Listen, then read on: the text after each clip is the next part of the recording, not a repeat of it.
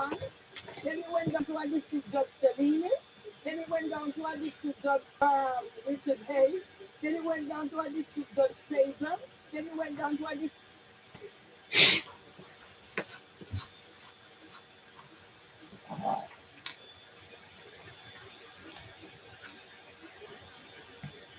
People, this is called self-preservation because despite how I'm feeling and the pains and everything I'm feeling, I cannot.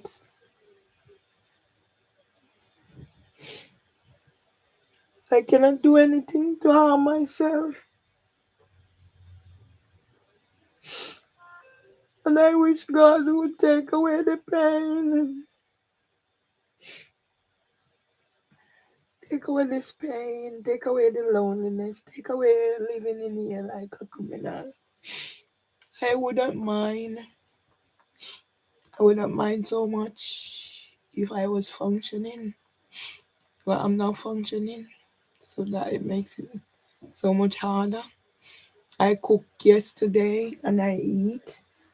And I get up this morning and I eat a whole. What was that? I've been living in the toilet. The feeling in my stomach, my entire body, it's not nice. And if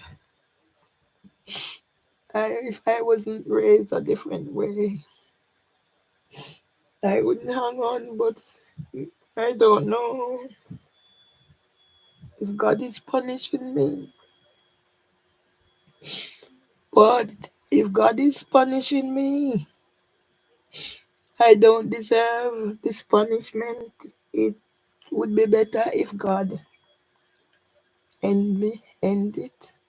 But I'm destined to suffer. There's nothing I can do. It's not that I can move and do things. As I said yesterday, I cook. I cook a whole lot and I eat a whole lot. And I got up this morning and I ate the rest. And I've been living in the toilet. I was planning to go out, but there was no way I could go out. I stayed in here. And as I said, I did take some books out and stuff, and I put them back. And the place is a mess. And when the place is a mess, my mind is a mess. But I'm gonna sit here and do therapy and reflect on my life and talk my story. And maybe that will help me to come to terms with what is happening to me. And I'm gonna go maybe I go in reverse order because I was here the other day. I started talking back to Joy and Joy called. And then my son called. My son chose to call when it suits him. But I realized that my son has he's treating me the same way my brother is treating me. So when my brother called, it's to cuss me out and tell me who I am and try to convince me I'm this and I'm that. So the last time my brother called before my son, he was now telling me that I never made any plans to go back to Jamaica. So after he was drummed it in my head that me and my husband didn't help to build any house in Jamaica.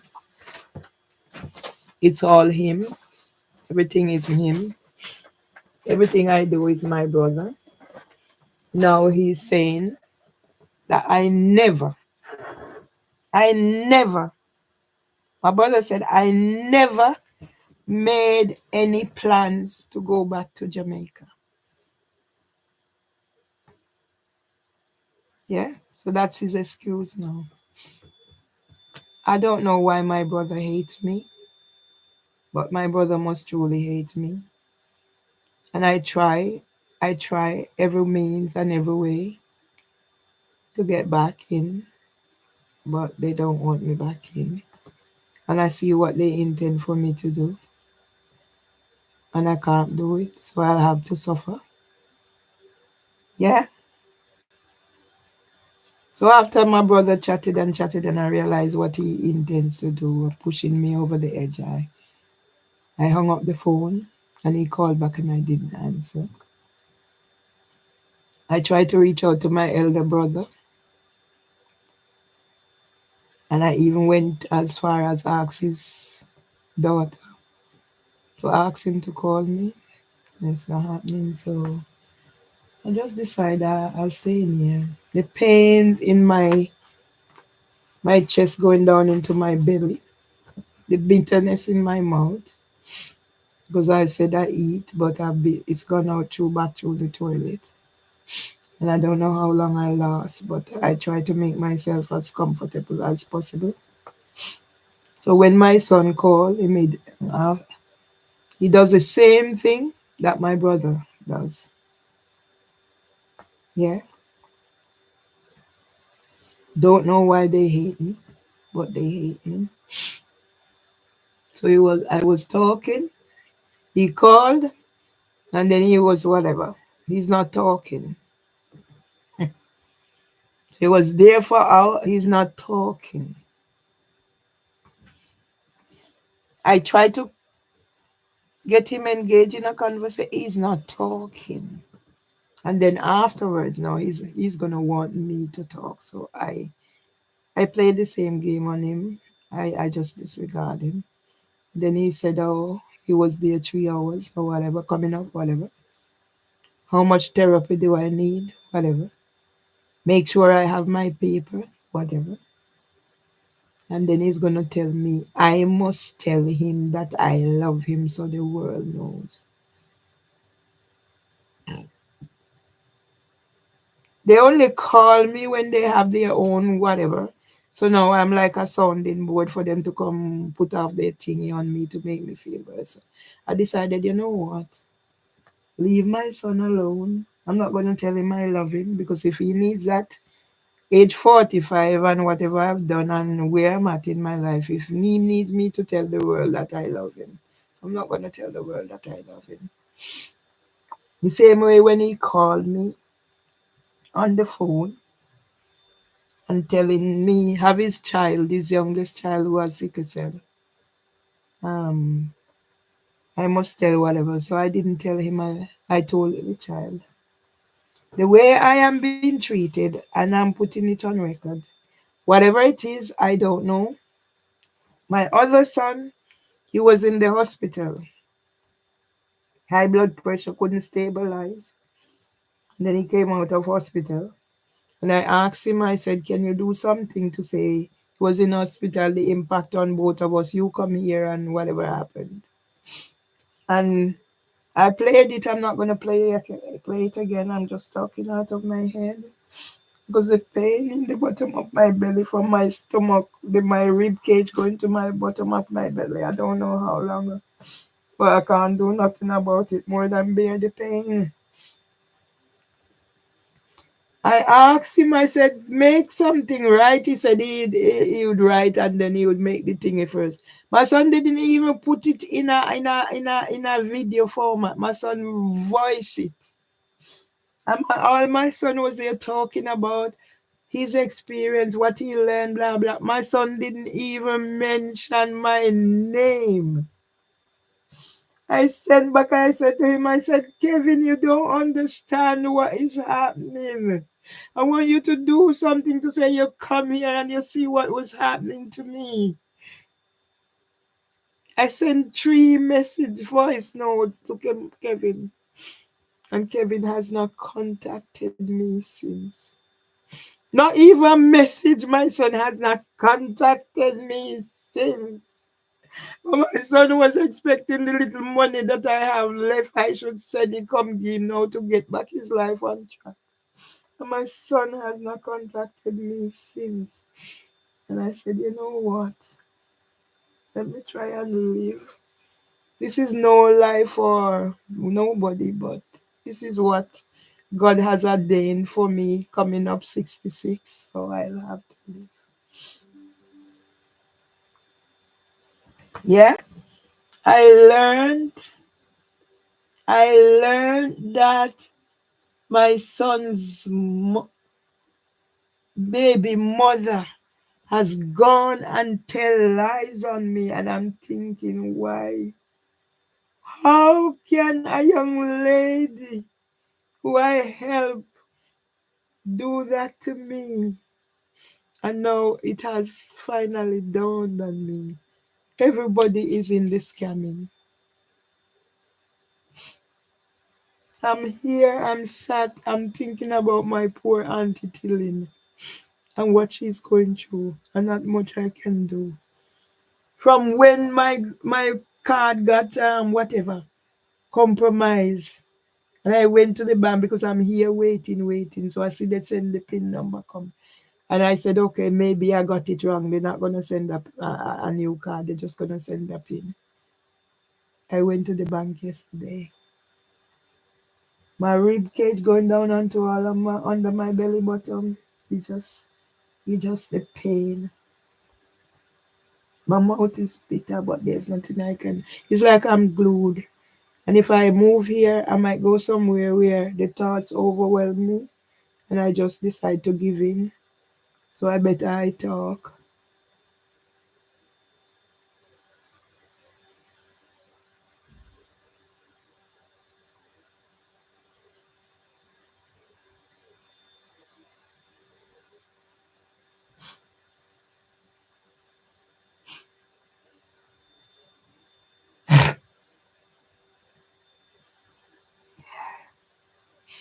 I come to the conclusion that nobody loves me, nobody cares for me. And I go back to my childhood when somebody tried to rape me and nobody believed me. All I did, I went and tell the bloke's mother. I said, tell him I'm not into this sort of thing. So from very young, nobody believed in me. I don't understand how they waited until looked after my husband, cared for my husband, and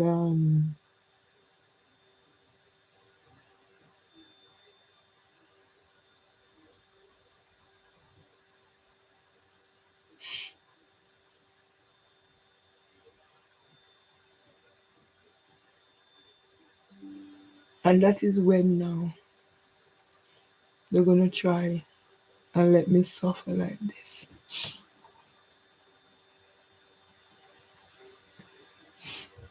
I don't know. I don't know, God. I don't know, God. I don't know, God. I don't know anymore what I've done. I remember, I don't remember much of where I was born, this place where I was born, because I was about 5 years old, 1963.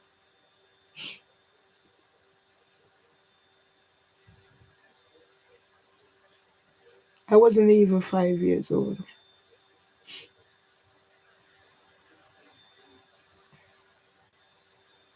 because I'm 4 years older than my brother, and it's the same year. So I wasn't 5 years old when we moved. So it's not much I remember, just a little bit.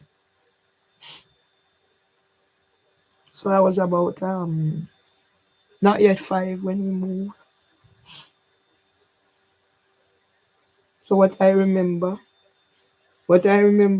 my mother, and I remember that my mother and the lady used to be quarreling all the time. All the time they were quarreling.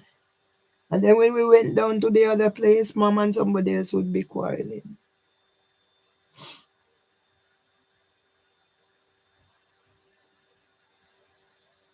I didn't want that life for myself, but sometimes you have. Now I understand. You have to stand up for your right, and that's why I'm being penalized for speaking my truth. Imagine, I used to buy phones for everybody. Ex-boyfriend, this. I used to save up my eyeglasses because I always get two glasses. I used to save up my eyeglasses, save up my old phones, go give them away, do this, do that. And now I sit in here and I have how many phones? Plus my house phone and nobody to talk. Everybody have a life. I don't know. I never know it would come to this.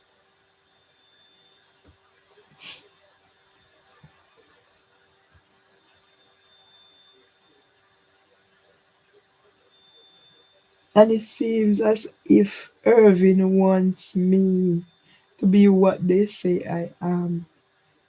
Eh?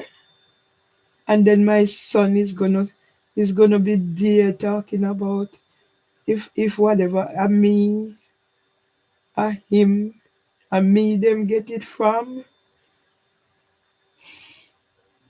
God, I ask you to forgive me. Help me to forgive them for this pain. And I wish God you just take the pain away and let me go and sleep. Because I cannot do anything to hurt myself.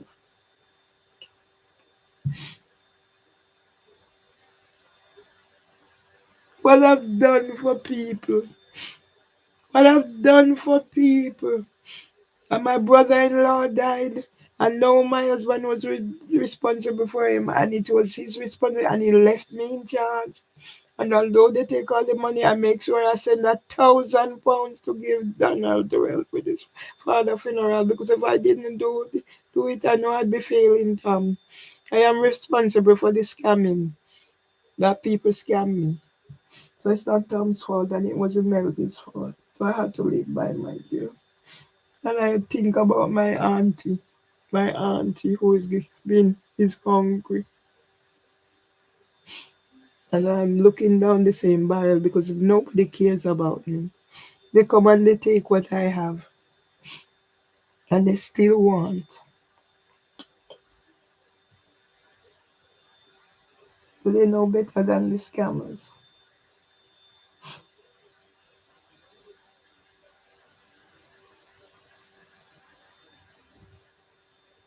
You tell me my son father don't see that I call this phone more than once. Oh, who am I? Nobody. And if I had the strength, I'd just end it all, but I don't, and I can't. I don't know what to do anymore. There's this weight in my stomach, at my rib cage down the bottom of my belly. There's this feeling.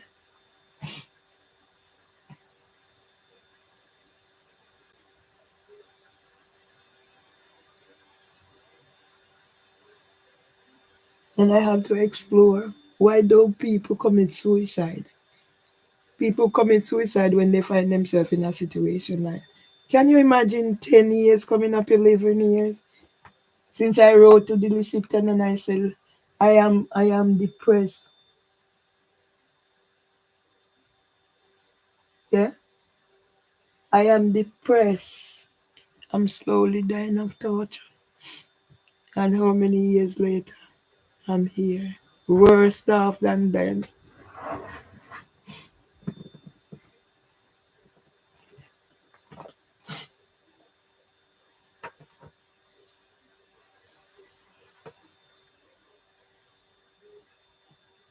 Yeah? See it in here? I put it in here. And I'll read this again. I keep reading it. So I open the book and I find it because the pain along my rib cage going under my belly. Me and my state of mind. My brother said my book is a scandal.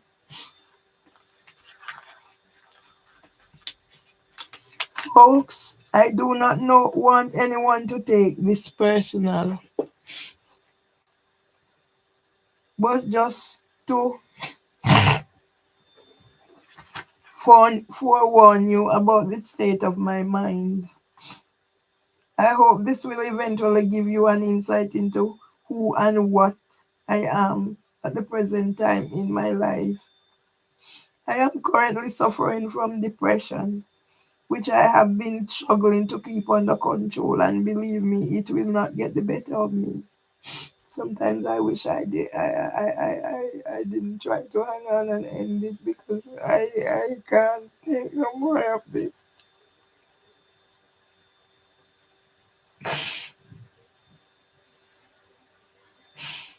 However, I am putting mechanism in place so that I can eventually get out of the toxic environment and relationships that are contributing to exacerbating and triggering the conditions of disabilities. I'm gonna find the other book because I marked this, so I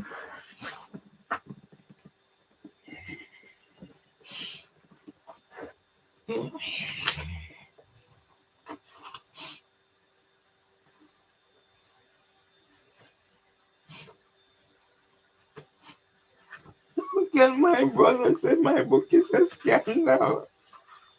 How can my brother say my book is a scandal?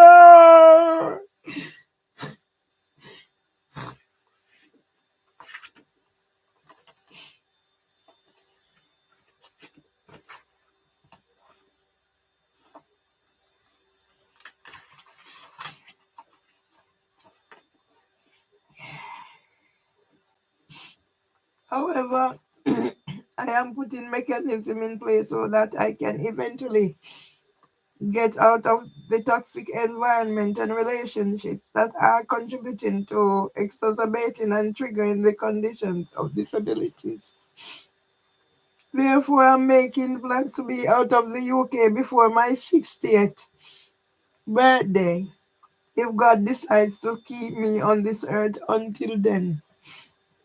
I have I have some investments, everything is gone, which are tied up over the next 4 years without me losing out on premiums benefits. So I'll be around until then to collect them. The other investments I have, I can always settle when I'm ready. Also, I'd love to be around for Tom if he should ever need my support. At present, he does get on my nerves, but I have developed a thick skin and refuse to let him dig too deep. At the same time, he is a tower of strength and can be relied on like no one else at close range. So why, after my husband died, he was asking you, I'll have the videos, are you sure you're going to be able to be all right when I go? And as soon as he's gone, my family and everybody else has left me to be in this situation.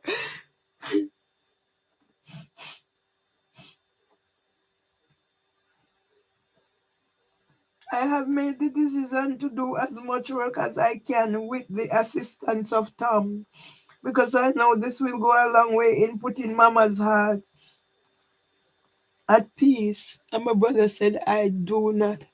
Me and Tom did not do anything, did not do anything. Everything is him. Why is my brother treating me like this? Before God decides to remove her from amongst us, why would I be writing this if I wasn't doing anything? I just sat back and I did not do anything. This is the only reason that I'm making the sacrifice to work on the house. So why? And that's why my brother said my book is a scandal. So I put things in here that isn't true. I have tied up most of my money for a period so I can earn some interest. Tom has decided to help, but I must deal with the nagging too. Sometimes I will not be able to discuss any matters over the phone when he is around, but will instead use other forms of communication. And everything I tell my brother who I thought was there, my sounding board, everything I tell my brother, My brother used it against me. I was like in shock. One day over the phone, I hear my brother telling my son, eh? That you don't know, say when time go in the bathroom, I going, they go boost up and things and that. And I'm thinking, how can my brother be so mean? Hmm? I make this sacrifice to be with this man. And when I heard this story, I made the sacrifice. I said, I'll never do anything to hurt this man. So whatever sacrifice I have to make for my needs, I'm more than willing to make it. And I was like in shock. Huh? I was in shock that my brother was there on the phone telling my son, I didn't know, say, I'm go boost up. I think to myself, if I had the strength, I end it all, but I can't. Hmm? Who do I trust now? Who do I trust? Nobody.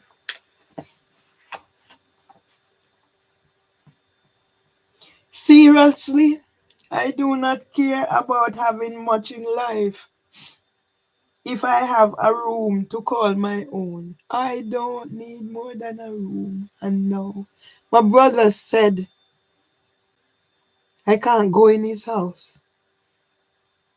Eh? I can make pitch tent on the land when I come.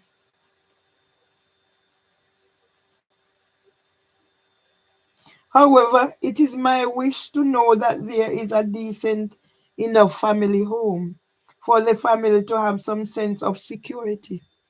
And that sense of security has been taken away from me.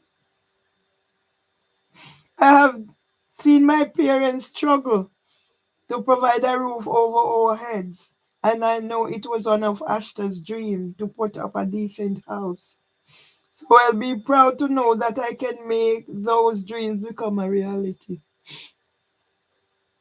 All I am asking is that the hard earned money I sent. So where was I sending? Was I just right imagining that I was sending money?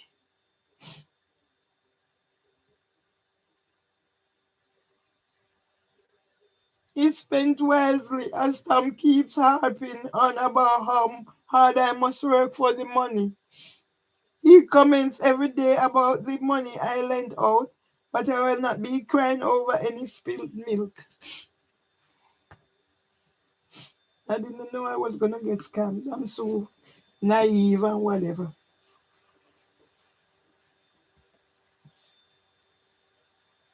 I am a person who believes in destiny, but this destiny is just too much.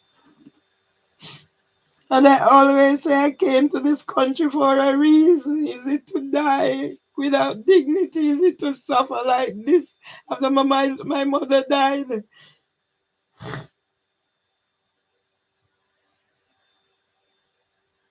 So now I recognize that it is time for me to pack up and leave before I am beyond repair. My brother said I never made any plan to go home. My brother has to find something to beat me with.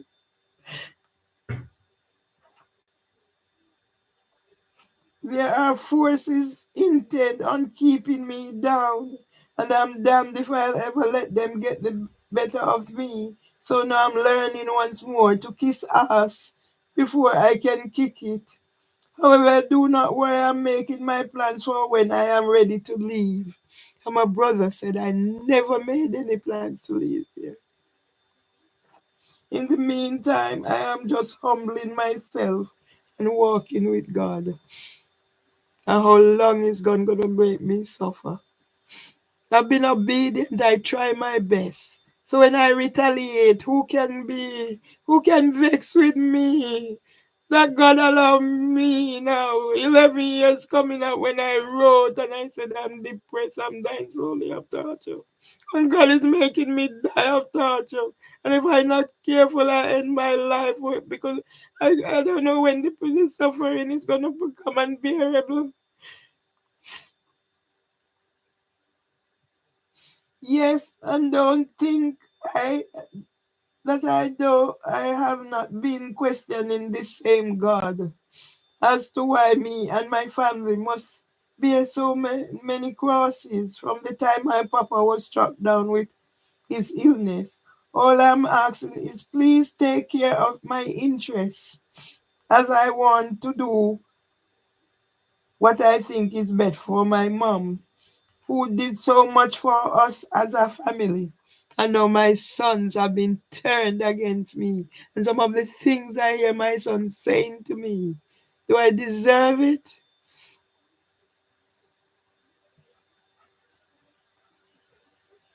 Now that I am older and wiser, I can comprehend just how much she has done. May God continue to answer my prayers and keep her from too much pain and suffering. Chat later, Ratty. And me, after my mother died, and now my husband, I'm going through this. The pain under my belly button.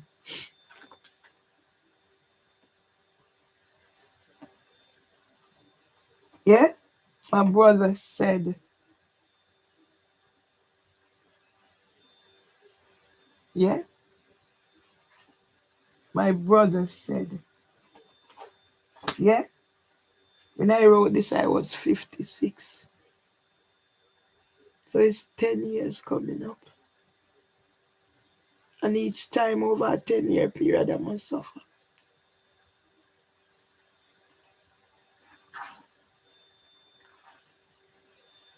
I must have been about 12 or so when my father was stricken with Parkinson's. He died really bad. It was started on, and he died when I was 20 and I had two children. And those two children come and turn against me.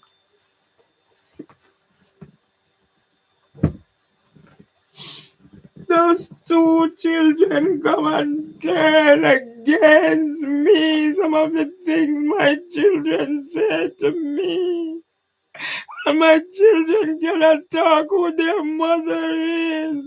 Instead, they shut me out.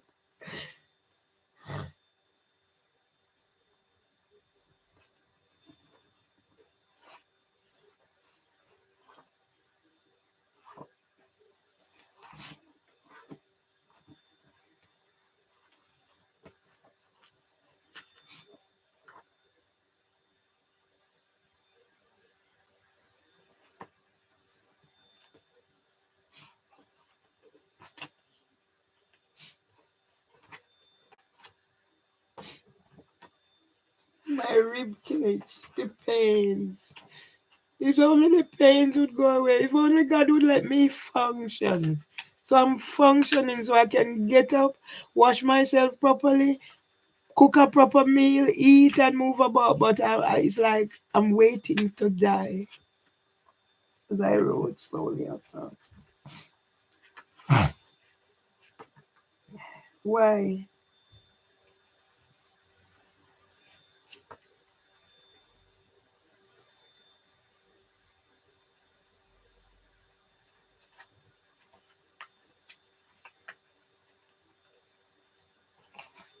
I'm a brother.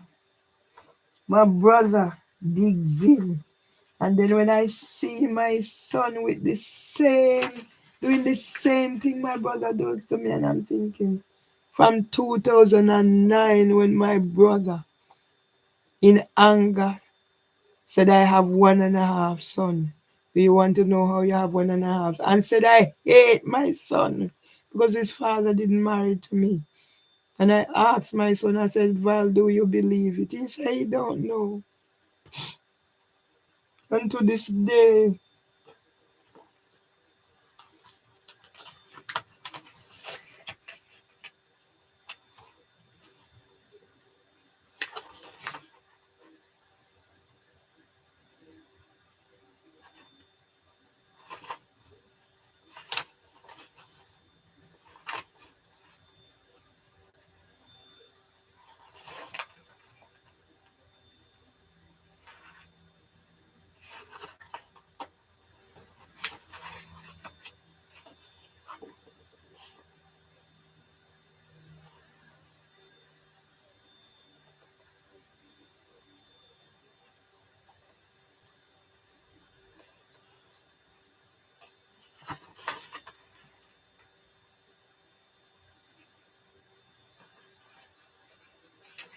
Housing and homelessness.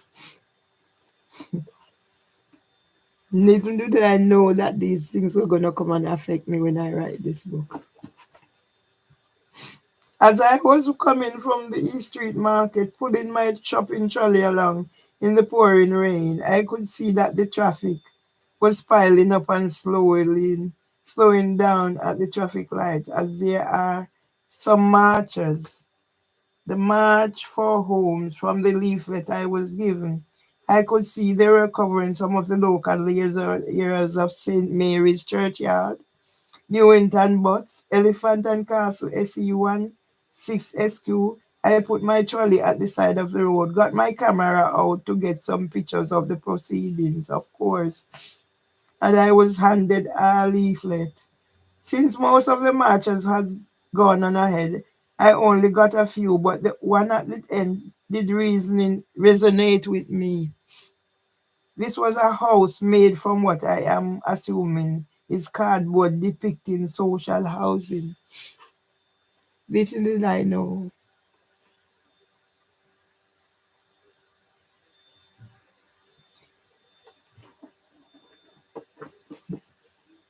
I will read this. It's all in my book. So I'm going to take my book to court with me. I'm going to take my book to court with me.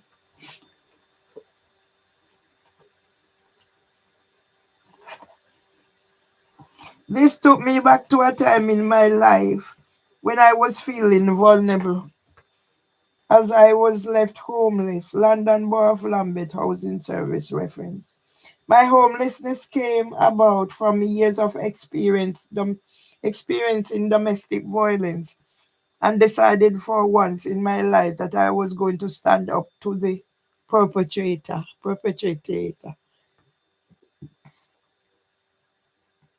Since I decided Since I decided for once I was going to stand up and fight for my rights, not to be abused and stop being the victim, I almost ended up being hurt physically if it was not for the intervention of another person, my sister in law who was present. I am forever grateful for that person who was there for me in my time of need. And what I'm experiencing now, that police coming in here, ambulance service coming in here, Phil Gregory, this coming in here, that coming in here, and doing what they're doing to me. And the NHS make sure I don't have a GP. I lived a sheltered life, living with my family before coming to the UK.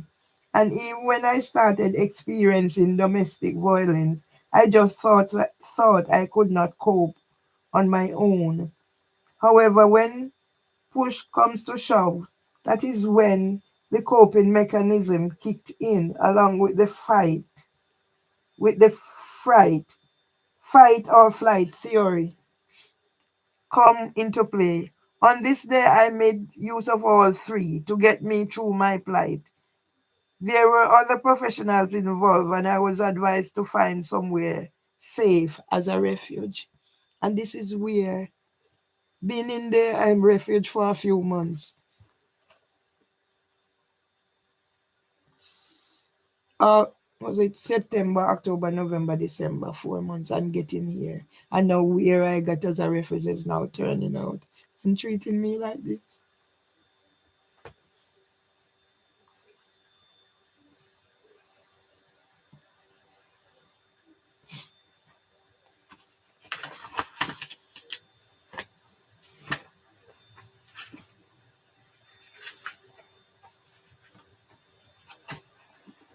I was rescued and living in a refuge because after interviews to get housing, I did not qualify because I did not fall into any of the criteria.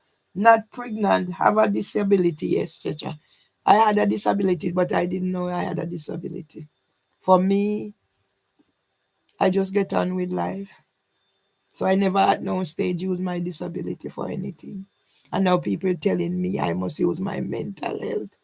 And to go admit that I don't have a disability in terms of what they're saying about my mental health. So that's why the solicitor wanted me to take pill and then they would agree. So they can get money out of me. After all I've been through.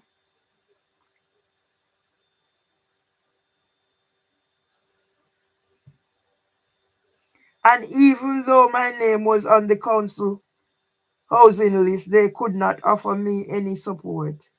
I was given a list of private home providers and eventually ended up in one of the refuges in the London borough of Southwark. I was allocated a key person who worked with me until I found a home to live. I was advised to take actions against the perpetrator of the domestic violence, but chose not to. And I've still chosen not.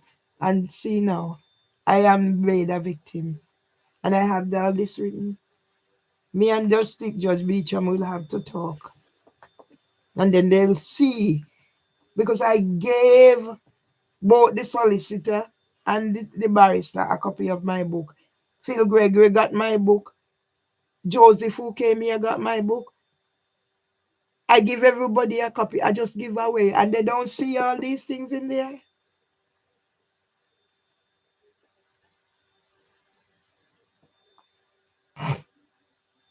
I guess I'm always a naive person who took people at face value and never think about doing anything to anyone to make their lives a living hell. I do believe that I'm blessed and protected by the spirits of my family who are looking out for me. But why have they stopped?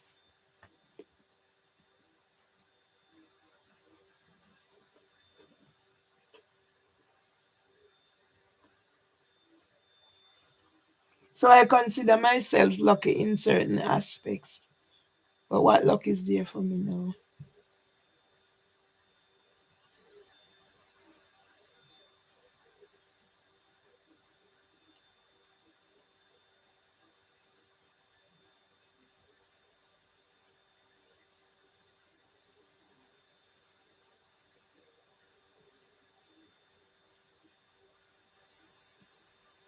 I don't want to just sit and do whatever.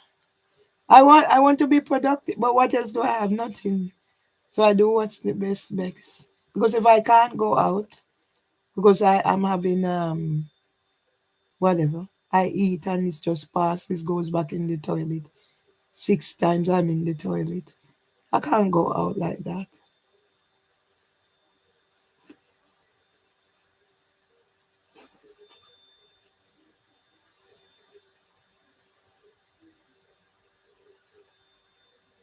Because after no time I was lucky to get my own flat and I'm still living here from 1st December 2000. I was one of the lucky ones to be in employment, and I'm sure that helped my case in securing the flat, as I could pay my way and not be dependent on social services. And when I hear people telling me, "Oh, find somewhere else to live," I'm not working. I'm not. I haven't worked in 10 years. I don't see the entrapment. The little money my husband left, it's gone. So I have nothing. After 3+ months in the refuge, I got my flat through one of the housing associations that provide social housing for persons in my situation, housing for women. And the same housing for women now treating me like this. That I give people my book, they can't see. The district judge Beecham will have to talk. Will have to.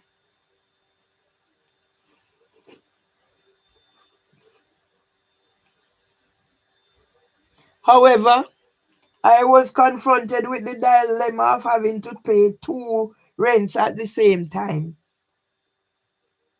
I must start paying rent on the flat, would overlap with rent for the refuge. I made the decision to move out of the refuge into the flat even though I did not have any of the basic amenities. At the time, I was still doing two jobs, early morning cleaning and my full time as a nursery nurse to make ends meet. And I hear my brother now telling me that I have no house in Jamaica. And when I go to Jamaica, I cannot go into his house.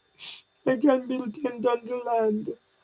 And then now when he sees that I am right now, he was gonna say I never made plans to go back to Jamaica.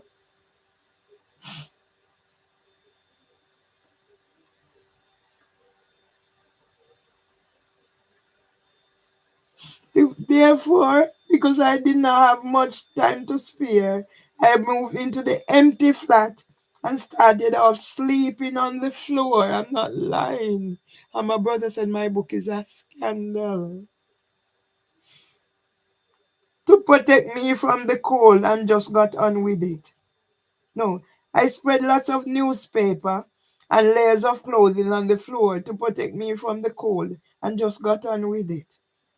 There was nothing new. This was nothing new for me, as anyone who grew up in the West Indies like I did, and is from my era, can testify to such an experience. I ordered my bed on my way to work and waited for the delivery and set it up as soon as it arrived. And my brother said my book is a scandal. I can't even, when I'm like this, not even cold water, I can't prepare anything. So I just have to keep going until I'm out of this phase and hope nothing too serious happened to me. My next door neighbor, Tess, was a tower of strength. And that is why I was upset that despite my intervention, she was not given the help and left to die on her own. Yes? So now it's my turn to be hounded to death. Because I moved into the flat in December, I ended up having takeaways as I had no cooker, etc. One of my friends who knew of my plight invited me to spend Christmas with her family where I could enjoy the festive season that I was accustomed to.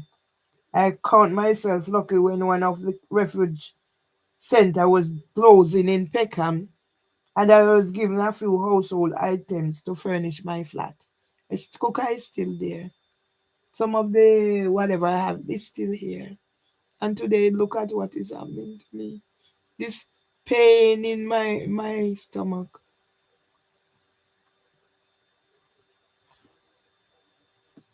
The cooker is still serving me well, and although I have gotten rid of some of the stuff, I am sentimental about a small child's chair that I consider one of the first things that I owned in my life. I must accept that our upbringing are totally responsible for the persons we eventually become, as some of my grandparents and parents' traits are intact in me.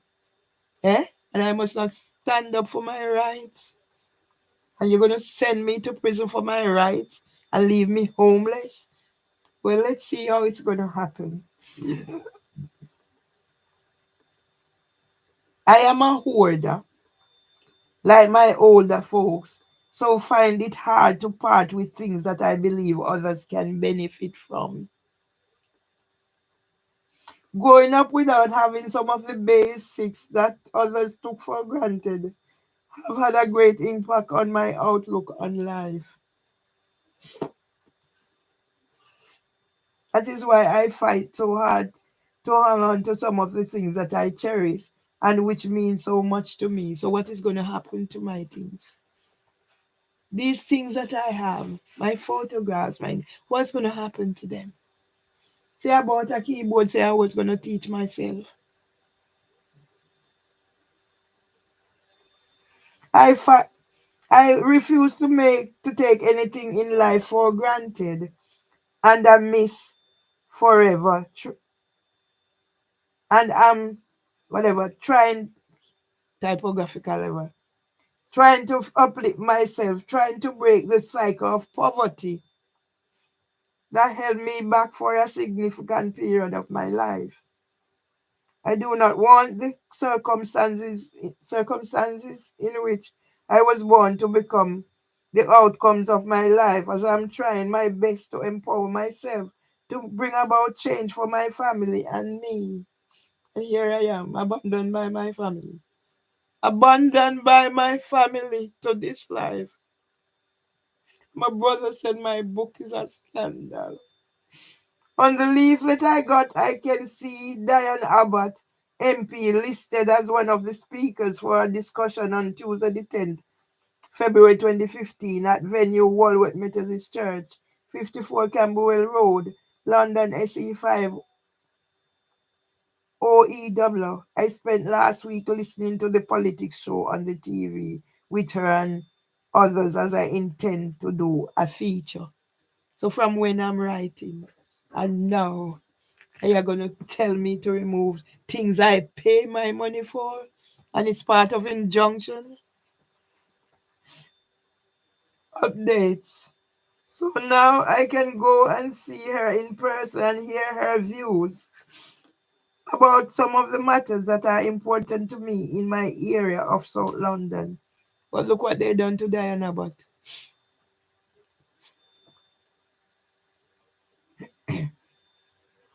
During the recent election campaign, she was criticized and ridiculed, and it has now been revealed that she has type 2 diabetes. I'm signing up to become a diabetes community champion in Southwark.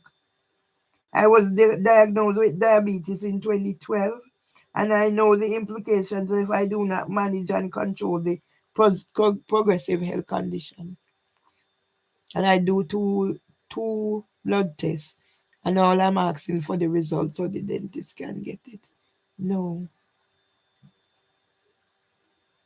My husband is diabetic, and I am his carer. So I must maintain a healthy lifestyle in order that I can provide him with care he needs. And as soon as he's dead now, you're ready to target me with all that I have written in this book. I have Miss District Judge Beecham home to hand to her because that's my updated evidence. I will hand it to her in court.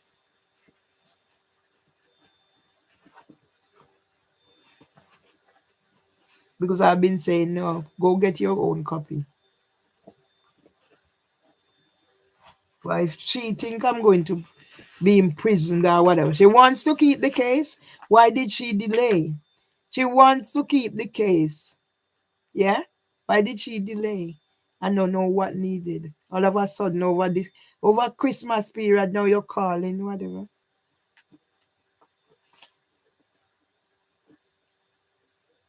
I have done all the diabetes programs since the time I was on borderline to now. There are diabetes 15 healthcare essential. It says at 15, get emotional and psychological support. Being diagnosed with diabetes and living with a long-term condition can be difficult. You should be able to talk about your issues and concerns with specialist healthcare professionals at 11. Receive care from a specialist pediatric team if you are a child or a young whatever. And now you abandon me, left me to what? To die without dignity? Because that's what the NHS has done. Yet Leaf refused to accept that I have disabilities and make my life more difficult by putting me through another employment tribunals. I must represent myself at HMCTS. And now Housing for Women is doing it. And I mustn't talk. Well, I'm going to talk because I will be talking my talk. So it will be more than, they can plan for more than an hour.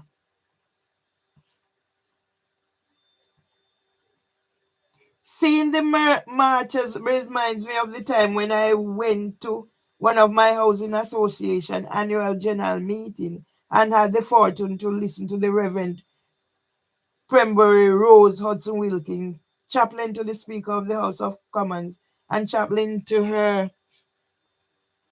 Majesty the Queen, talking about her life growing up in Jamaica. And now what is happening? I wrote to her, asked her, can you mediate? She said no. She can't help me. Strangely enough, she talked about the time when she had to spread her bed on the floor to sleep too. I realized we had similar upbringings, but anyone from that era growing up in Jamaica can share their stories about such upbringings. I was in for an even bigger surprise when we were mingling after the meeting and she asked where in Jamaica I am from. It turned out that we share some things in common other than our upbringings. So I found out that her grandmother, I know, Miss Desport and my mother are related. I can build a whole story around that. And this woman, I wrote to her, I said, please, can you mediate on my behalf? And she said no. Her family and mine are from the local area, and her grandmother and my mother are related. During her speech, she said she would be going to Jamaica to get recording of her mother telling of her life story to start writing her memoirs. I may have my thingy there, everything I've written is gone. And you're going to put an injunction in place to tell me to remove whatever. That's my story. And some of it has been there. And my story didn't begin when Devonshire solicitor sent me a possession letter in July 2020, whatever. And nobody's seen my book and know what I'm going through. And my brother said my book is a scandal. And I just feel like get up and just go do something about this pain I'm feeling. But I know I can't.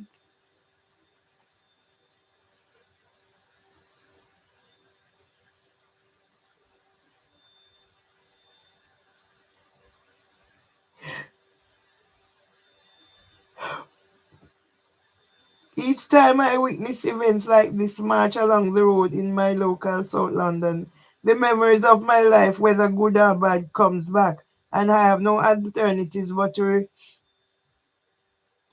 remember aspects of them. Times are certainly changing.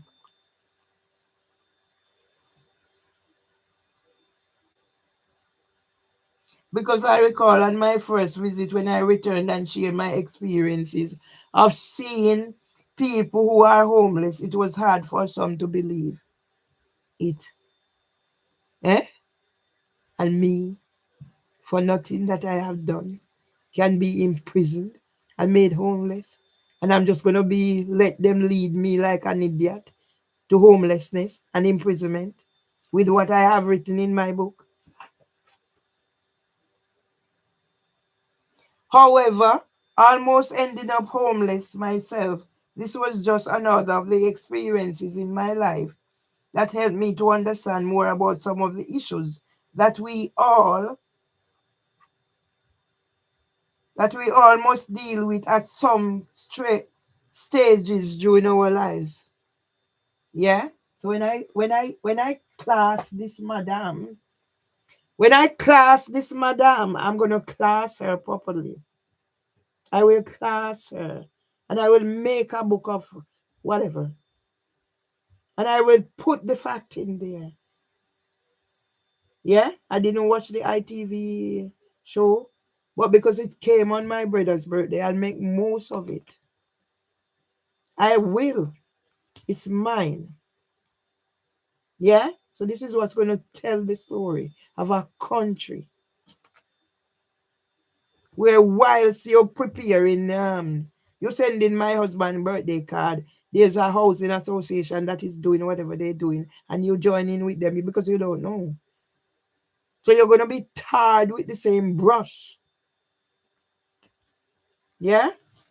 She will be tarred with the same brush.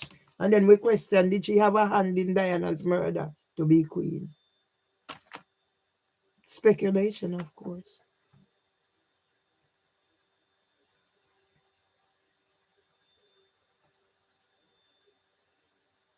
Therefore, I am finding that some of us are very insensitive to the diverse and complex needs of their brothers, sisters, and fellow human beings in times of crisis.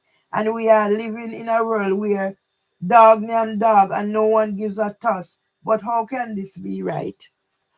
So when I said, talking about incident, when I think and I said, you're calling me to court and you don't look on the dates, you're calling me to court on the 6th, 7th. On the 6th was the date my granny died. The 6th, then 7th, I was in the hospital. No, March. The 8th is my husband's birthday and an International Women's Day. And you're calling me that time. What are you telling me? You're going to evict me.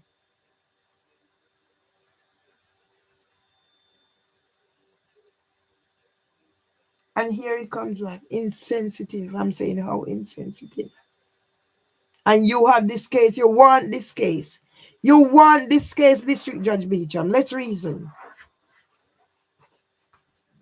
Why I am only living, still living, and the pains, and I don't commit suicide. You want this case, and what did you do to ensure that justice is done? And what did you do to ensure that I'm not called to court at such a sensitive time? What did you do, madam? What did you do? What did you do, Justice Beecham? And all of a sudden you go on, you are aware that they want assessor. And you don't think anything's going to come on the date, so you're going to get whatever, draw case or whatever. So you stitch me up, and you think I'm going to take it. Let them bastards go on. Let Solo Abadra, Luwa, and Miranda Grell go on. Because they're nothing but house slaves, pondering to whatever. Because with this book, have they read the book? They both have their copies. And I'll give the sister Bijam. And if she was, I'm sure they are telling her about it. She would go get her own copy and look through it. Because I'm going to use it to beat her. Yeah? How insensitive. Because I'm going to bring out those points. So she thinks it's going to be an hour case. If it's only an hour, it's going to go in my favor. Because when I'm finished with her and her insensitivity, how long did you have the case, District Judge Beecham? I'm keeping myself alive by talking. Because if I'm not talking, I know I'm going to die. So District Judge Beecham, you are responsible for what is happening to you. How dare you defame my name about psychosis? And you're getting M.U.R. Ali, yeah, to be your assessor, equality assessor. So how do I don't go do lawyer or whatever, so district judge, but I know about equal. So how you don't know? Yeah? So she's gonna answer questions. You think you just go come there, come stitch me up, District Judge Beecham? No, you said you want the case, so you're gonna deal with the case. You're your equality assessor. Because God is not gonna let me die.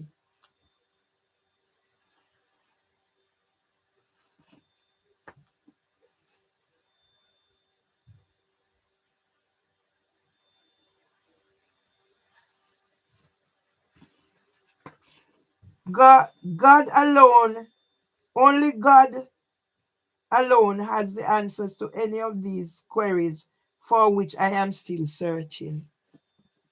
You think me not going to talk about pedophiles? Or a sapper who sent me out to pedophiles? No one knows where it will all end, as there are so many things happening in this world for which there does not seem to be an answer. Yes? The ball is in your court, District Judge Beecham. Yeah? 27th, you're having, there's case for them to come off. What is their grounds? And accusing me of not engaging, and they know they are lying. They've never sat with me and said this, that, that. Furthermore, I gave them each a copy of my book.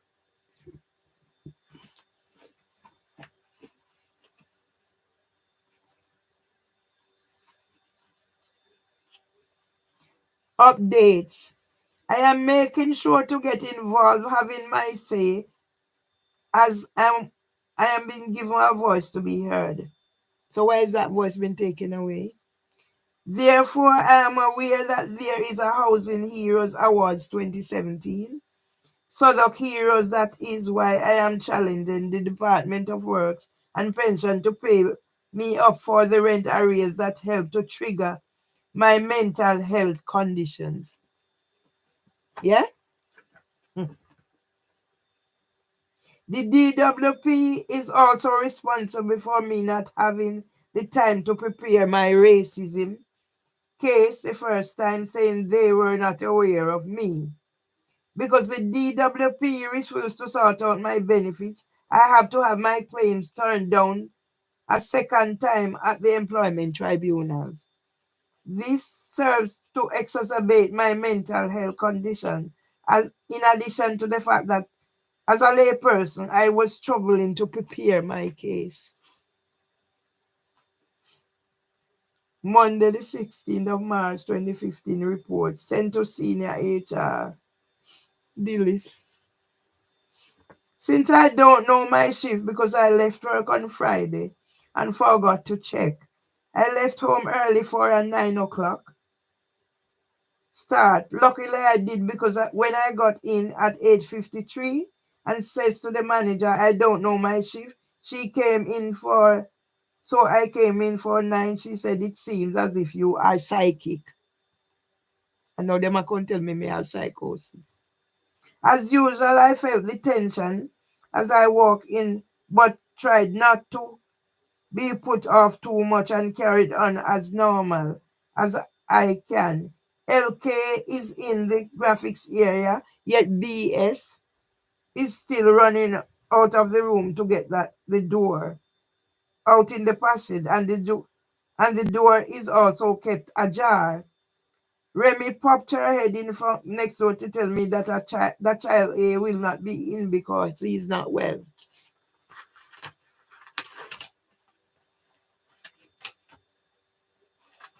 When I get the chance, I pass the information to BS, but she just looks at me and don't respond or acknowledge me.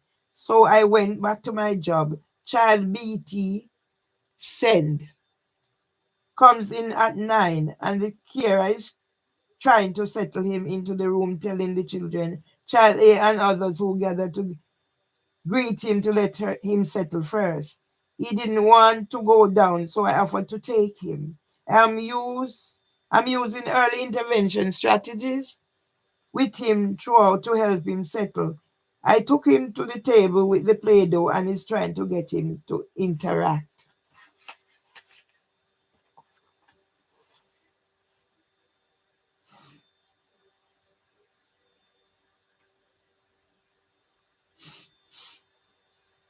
I went to get a bigger chair to sit on and sit him on my lap until he is calmer. Then I gently eases him to stand on his feet. Then slowly I get him to sit on the chair.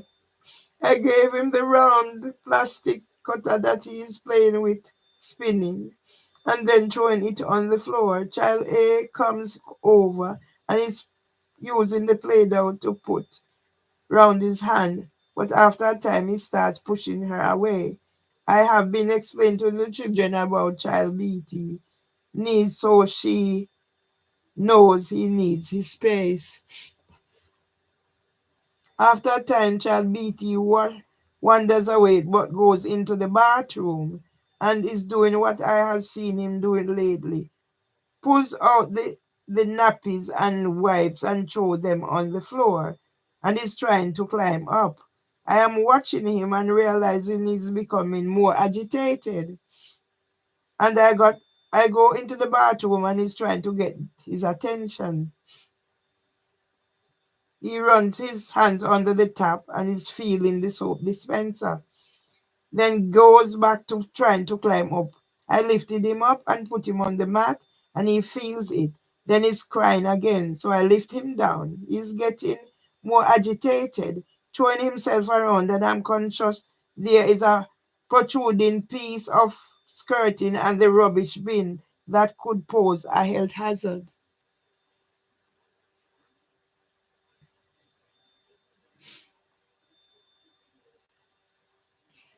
I took him out of the bathroom,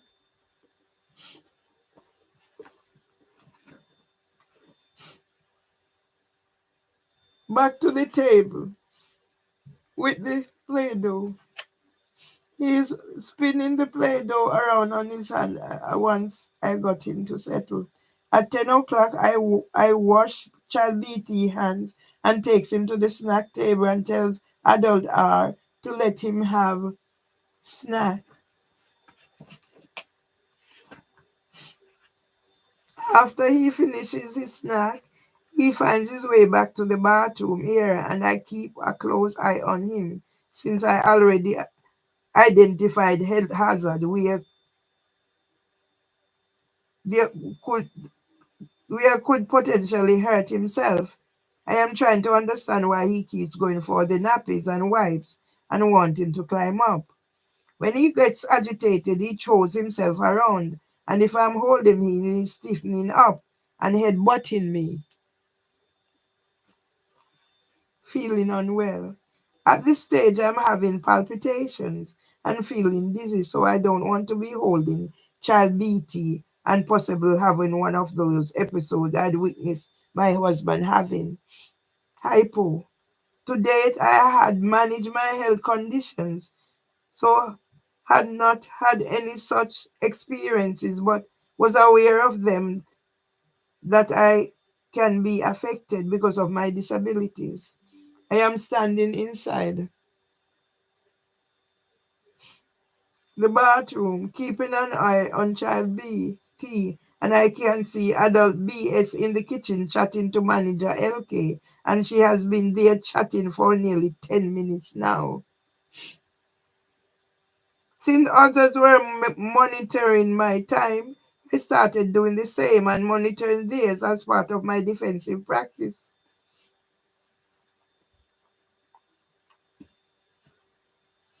I took child BT over to the sofa where I can sit down because he is pacing up and down in the bathroom and is agitated.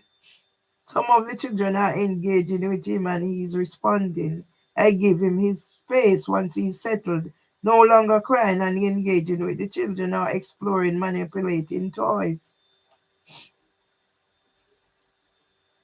Lack of knowledge about children's diverse and complex needs. Inappropriate practice, safeguarding, whistleblowing. Brief account. Narratives of how children with SEN were treated less favorable than others. The Equality Act 2010, 2015.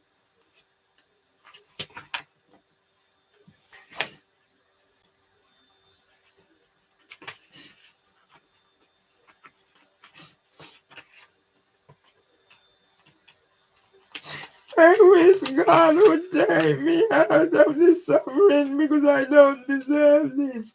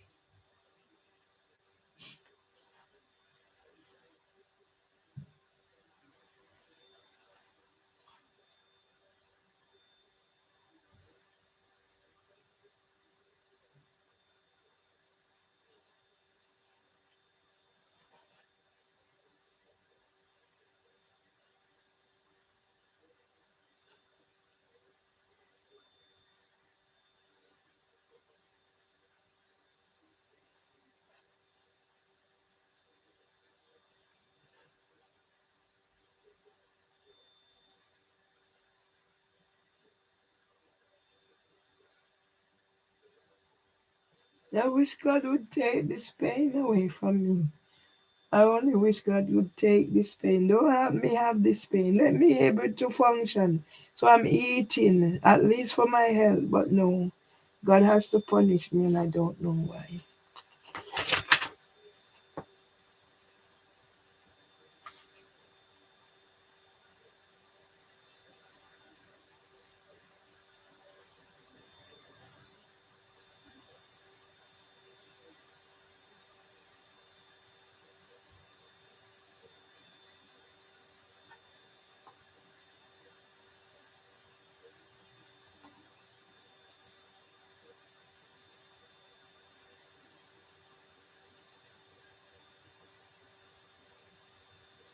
When I look at some of this, how appalling children were treated because of lack of knowledge.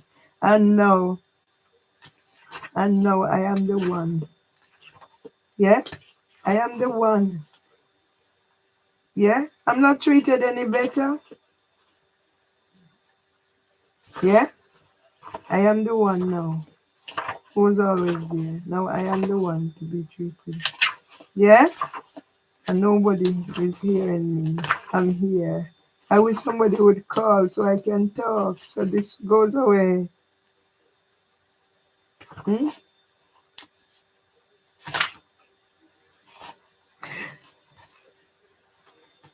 Yeah? Facebook take away my how many pages account. All the things I've written there. My website stolen. Everything, LinkedIn, everything.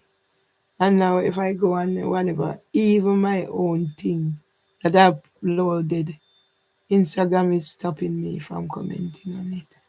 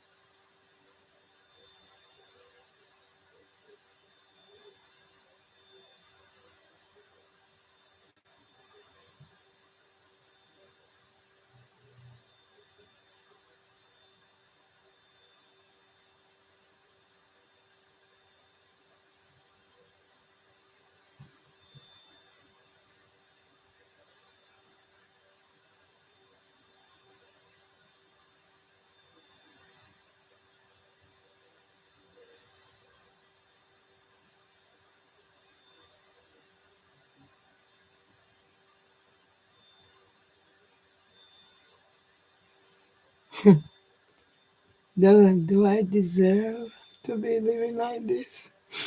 Do I deserve to be living like this? I don't know. I don't. I don't know. I don't know. I don't know. I don't know. And I don't know. And I shouldn't be living like this. But I've been condemned to live like this because I refuse to take my own life.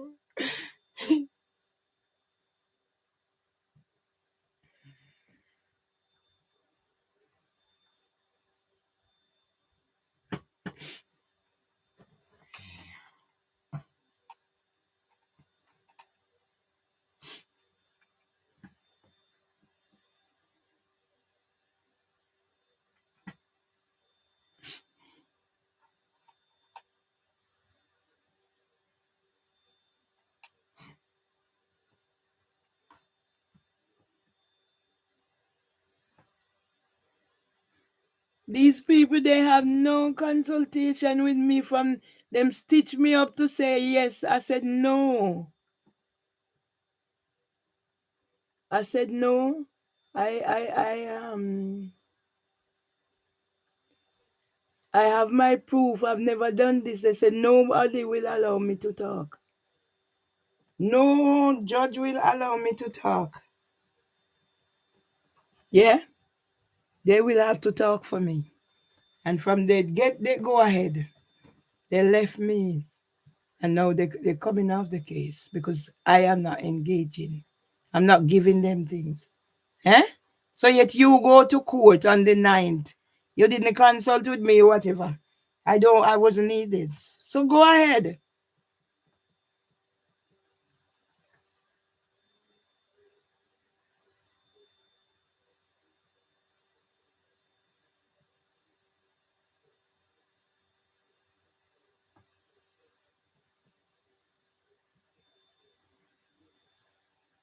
My whole rib cage underneath whatever going down to my is just painful. My mouth is bitter. My lips dry. And there's nothing much I can do. About it.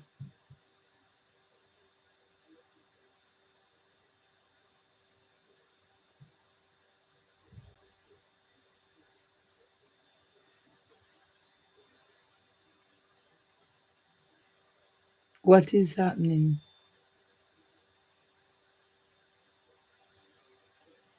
Yeah?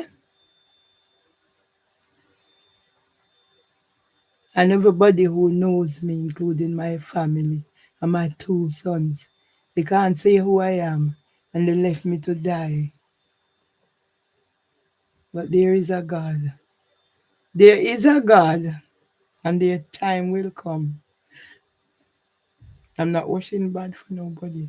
There is a God that allow Debbie Gilchrist to get away. And allow me Owusu to be calling my phone and allow whatever is happening. There is a God. There is a God.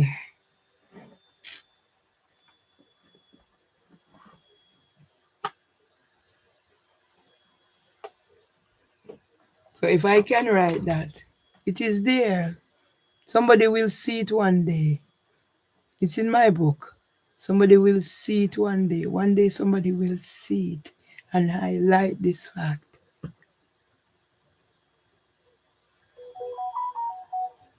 Because if I'm not around to do the book show,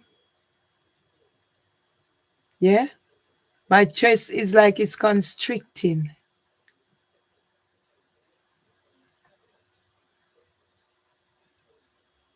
How can I have 2 sons? How could I have 2 sons that I make sacrifices for? And they can't do nothing. How can I have 2 sons' father? Who if I call and they don't see miss call to check up on me to see, are you okay? Well, like father, like sons, I guess. From my son said if whatever is me, them get it from. All right. The thing I'm not gonna take, the thing I'm gonna cover up what they are doing to me. I'm not gonna cover it up. They come and they take the money. My brother tell them, don't leave me with any money.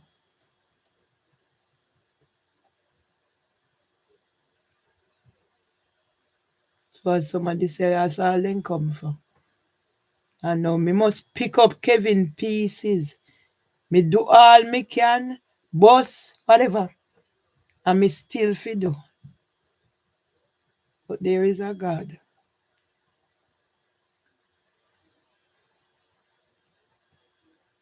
There is a God that knows my sorrow and know my pain and know what's happening to me. There is a God, a mighty God that allows me to suffer, nevertheless. But this is teaching me. Teaching me. It's too late now, so not much I can do. But this God is teaching me. Yeah?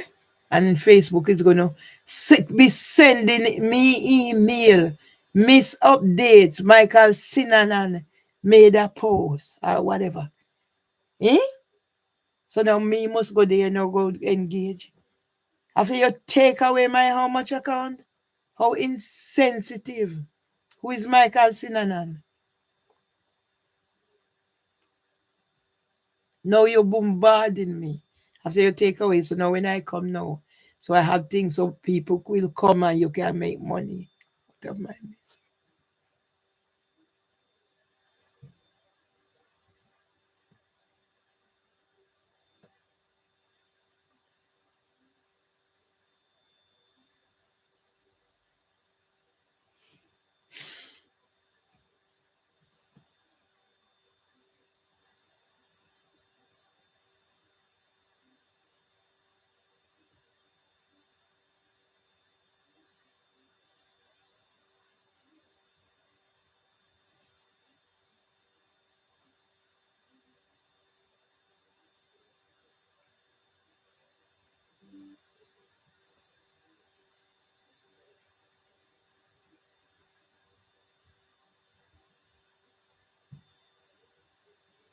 Hmm? Some God can allow this woman who has done so much to me to get away. Eh? And writing whatever. And one who said she live here 6 years and classing me. And God can allow them to be getting away with this. I'm not putting a stop to it.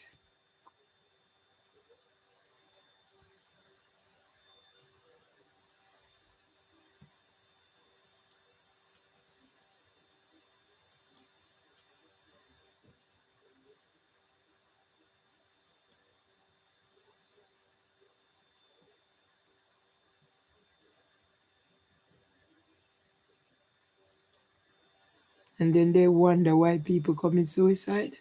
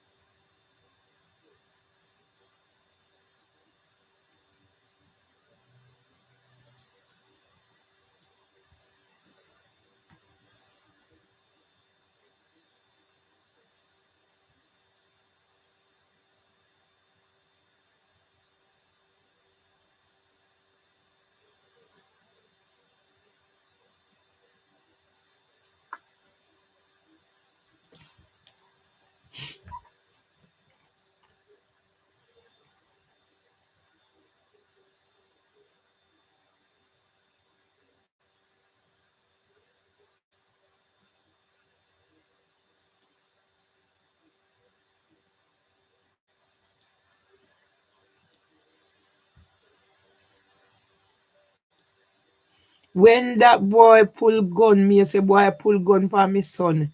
And say, them have meeting. Me say, Kevin, do not let them put anything under the rug. Make them deal with it up front. Yeah? So now I me know. Everything me have, if you take a game on top, but me I go tell the world what they do to me. Yeah? Me I tell the world what they do to me too, son. Me I tell the world too. The world must know how evil me had two picnic were evil, wicked, under the dictator, their uncle. Wicked evil boy them.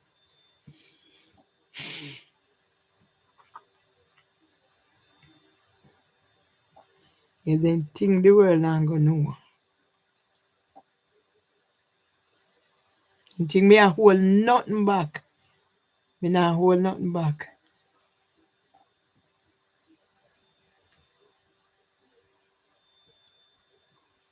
I don't know what I could have done for you to left me in this situation that I am in.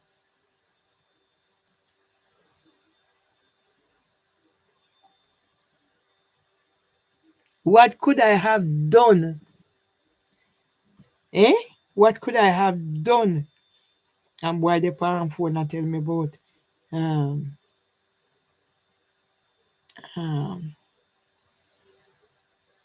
if me dirty a him and me get it from Antira.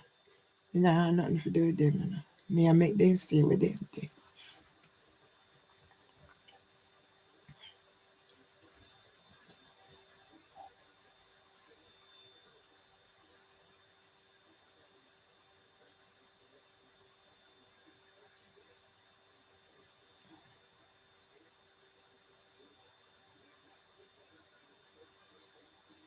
Mm-hmm.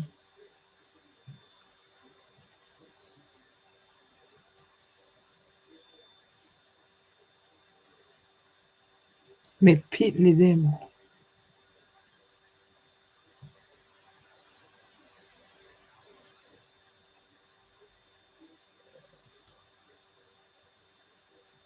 Left me. Come here, come say, if you take pill, you know your mother, but you don't know your mother. If you take pill, and them come and entrap me, there is a God.